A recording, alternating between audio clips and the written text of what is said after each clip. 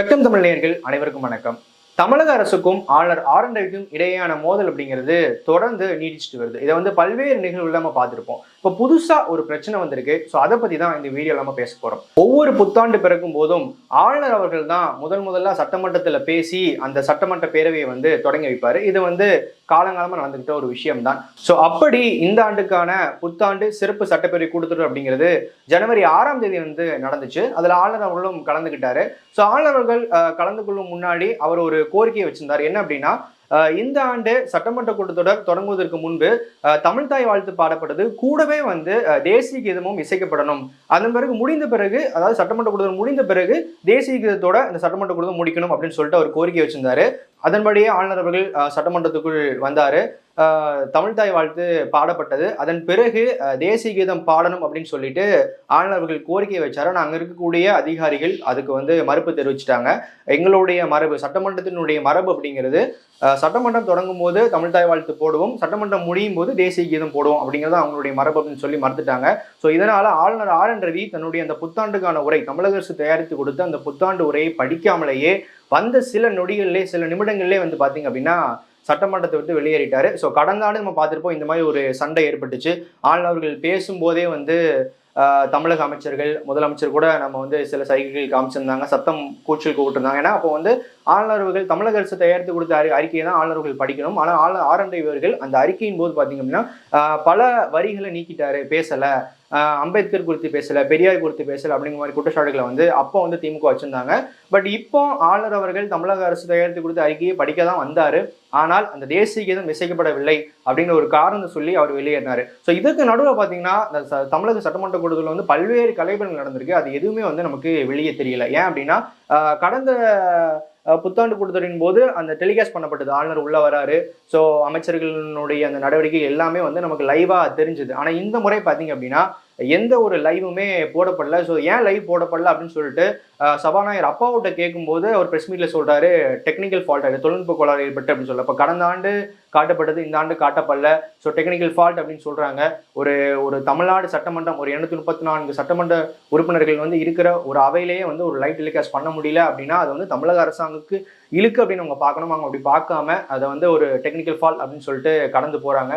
But மக்களும் அதான் கேள்வி எழுப்புறாங்க, ஏன் இதை லைவ் டெலிகாஸ்ட் பண்றதில்ல? எதிர்கட்சிகள் பேசும்போது லைவ் கட் பண்ணப்படுது, ஆளுங்கட்சிகள் பதில் சொல்லும் போது லைவ் வருது அப்படிங்கிற ஒரு பிரச்சனை இருந்தாலும் இந்த ஒரு நிகழ்வை முற்றிலுமாக நம்ம காட்டக்கூடாது, மக்களுக்கு காட்டக்கூடாது அப்படின்னு சொல்லிட்டு திமுக அரசாங்கம் ஆளுநர்கள் வந்ததையும் தமிழ் தாய் வாழ்த்துக்கு அவர் இருந்ததையும் அவர் கோரிக்கை வச்சு எதையுமே காட்டல. இதைத்தான் பாஜகவினுடைய எம்எல்ஏ வானதி சீனிவாசன் தன்னுடைய பத்திரிகையாளர் சந்திப்பில் குறிப்பிட்டிருந்தாங்க.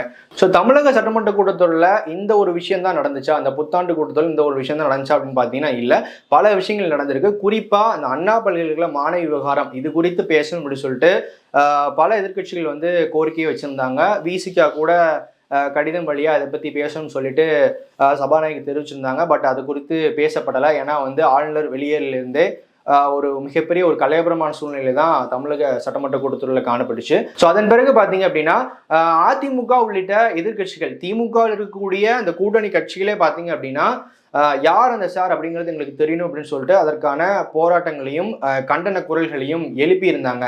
ஆனால் இந்த எந்த விஷயமே பார்த்தீங்க அப்படின்னா நமக்கு தெரிய வரல. ஏன்னா லைவ் டெலிகாஸ்ட் அப்படிங்கிறது மொத்தமாகவே இல்லாத பட்சத்தில் எதுவுமே சட்டமன்ற கூட்டத்தொடரில் நடந்த எந்த ஒரு விஷயமுமே நமக்கு வெளியே தெரியல. வெளியே வந்த பிறகு கட்சிகள் தான் சொல்லியிருக்கிறாங்க. இதில் என்ன குறிப்பிடக்கூடிய விஷயம் அப்படி பார்த்தீங்க அப்படின்னா அதிமுகவோடு இணைந்து வேல்முருகன் மற்றும் காங்கிரஸ் கட்சியினர் யார் அந்த சார் அப்படிங்கிற போராட்டத்தை முன்னெடுத்து நடத்தினாங்க. அவங்களும் அந்த கோஷங்களை எழுப்பினாங்க அப்படிங்கிற ஒரு தகவல் வருது.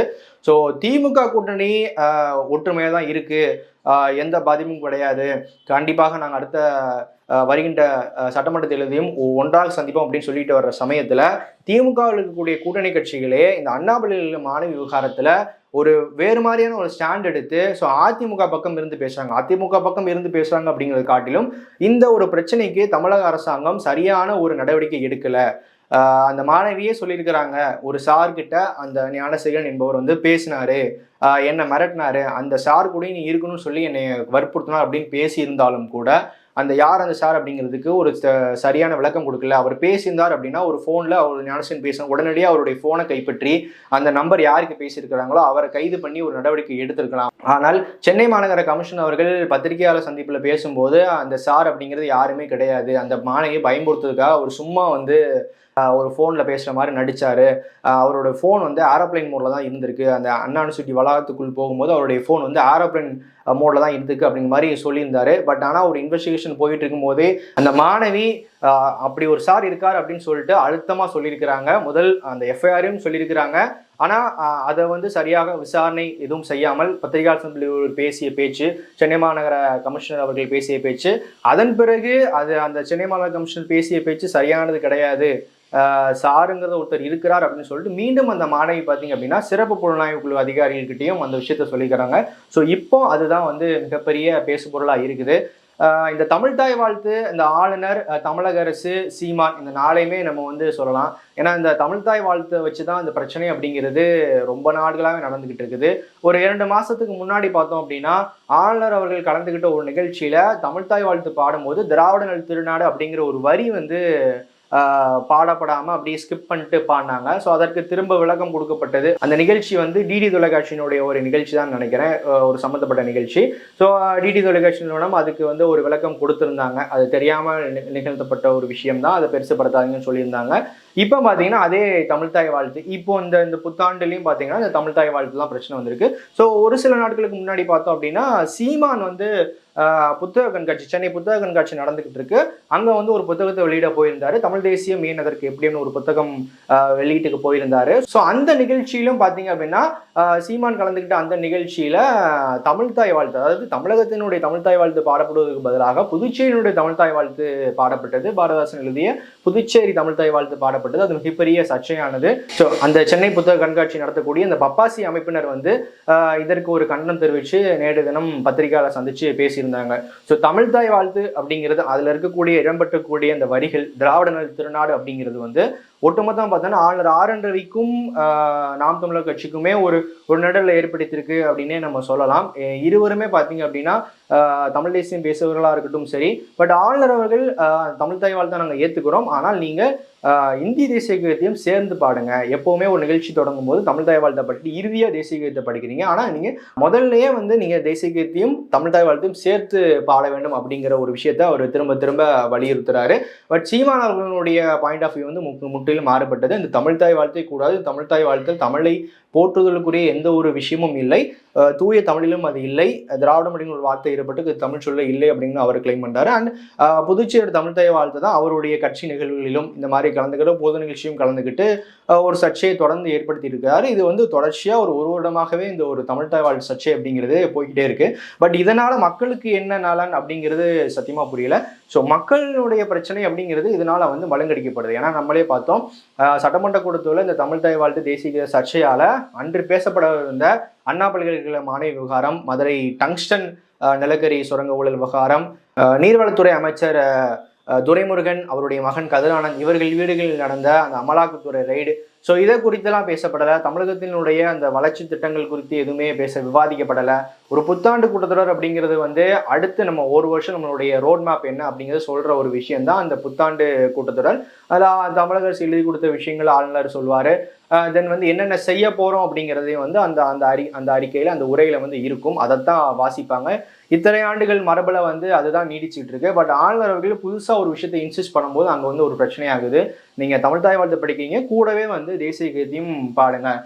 அவருடைய நியாயம் என்ன அப்படின்னா இந்தியாவில் இருக்கக்கூடிய எல்லா மாநிலங்களையும் இது நடைமுறை தானே இருக்குது, தமிழ்நாட்டில் மட்டும் ஏன் நீங்கள் இதை வந்து நடைமுறைப்படுத்த மாட்டேங்கிறீங்க?